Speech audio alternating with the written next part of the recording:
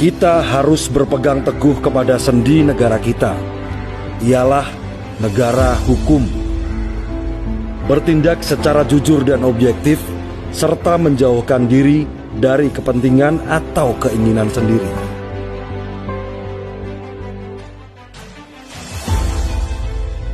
Dikenang sebagai Bapak Kejaksaan, R. Suprapto dikenal sebagai sosok yang memiliki kewibawaan besar, gigih, dan berani dalam mempertahankan hukum dan setiap undang-undang yang berlaku.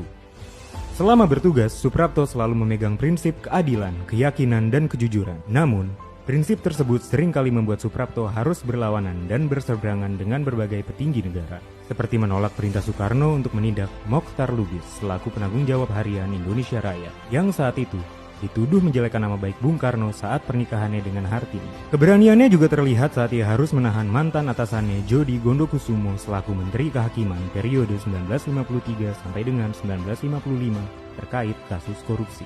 Juga pada perkara Iskak Cokro Hadisuryo selaku Menteri Perekonomian periode 1953 sampai dengan 1954 terkait kepemilikan devisa di luar negeri. Meskipun saat itu Iskak merupakan sahabat presiden. Keberanian dan kegigihan Suprapto paling terlihat ketika seorang jaksa harus menindak sahabat seorang panglima. Mendengar kasus tersebut, sang panglima kemudian mengeluarkan surat perintah untuk menahan jaksa itu.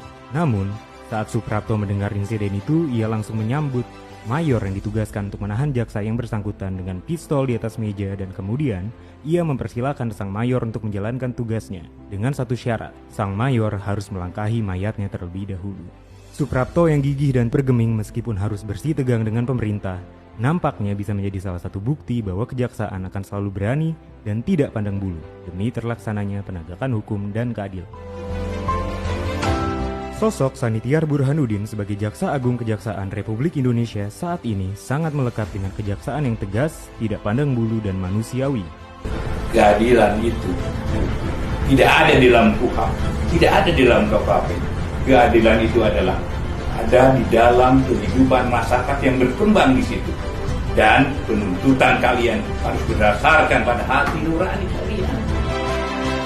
Terlihat dari pemberantasan mega korupsi serta terobosan restoratif justice yang ditujukan kepada kepentingan dan pemulihan masyarakat luas dan negara.